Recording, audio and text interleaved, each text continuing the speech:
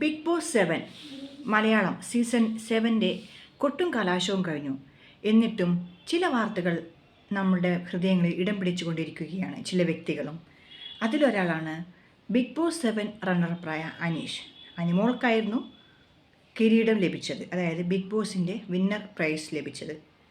Second prize നേടിയ, അതായത് റണ്ണറപ്പായ അനീഷിന് ഏകദേശം മൈജിയിൽ നിന്നുള്ള ഗൃഹോപകരണങ്ങളും ഓൾറെഡി മൈജിക്കാർ തന്നെ സ്പോൺസർ ചെയ്തിരുന്നു. ആ വേദിയിൽ നിന്ന് തന്നെ കൂട്ടത്തിൽ ദുബായിൽ നിന്നും മറ്റും ചില ആഡംബര വസ്തുക്കളും വീടും കാറും ഒക്കെ അനീഷിന് സമ്മാനമായി ലഭിച്ചുവെന്നും ഒരു വാർത്ത വന്നിട്ടുണ്ടായിരുന്നു.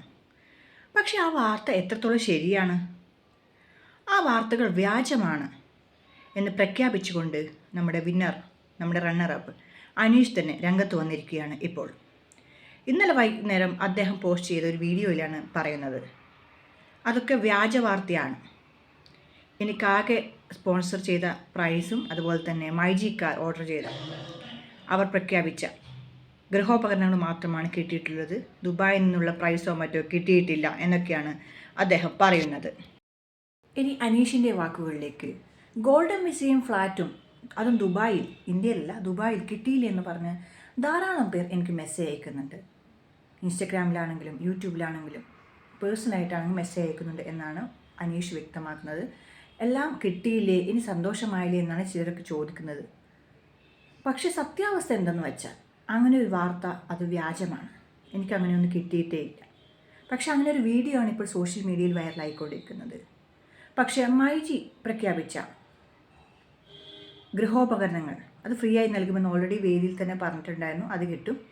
കൂട്ടത്തിൽ അദ്ദേഹം പറഞ്ഞത് എന്താണെന്ന് വെച്ചാൽ, അദ്ദേഹമല്ല ആ വീഡിയോ പോസ്റ്റ് ചെയ്ത ആൾ, ആ ഫേക്ക് വീഡിയോയിൽ പറയുന്നത് എന്താണെന്ന് വെച്ചാൽ, ഗോൾഡൻ വിസയും ഫ്ലാറ്റും ഏകദേശം 10 വർഷത്തേക്ക് ഗ്യാരണ്ടിയുള്ള ഗോൾഡൻ വിസയാണ്.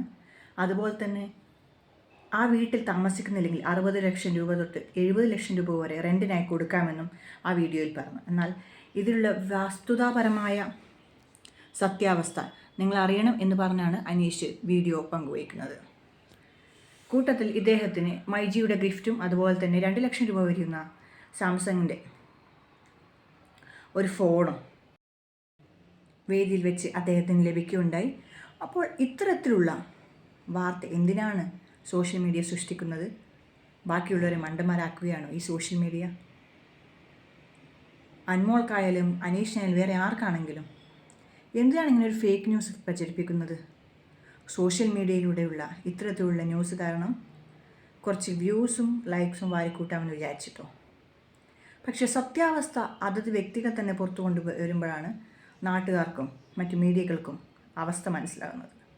അപ്പോൾ ഇനിയെങ്കിലും ഇത്തരത്തിലുള്ള വ്യാജ വാർത്തകൾ പ്രചരിക്കാതിരിക്കട്ടെ എന്ന് നമുക്ക് പ്രാർത്ഥിക്കാം. ഒപ്പം കൂട്ടത്തിൽ അനീഷിന് എല്ലാ ഭാവുകങ്ങളും നേരാം. Thank you.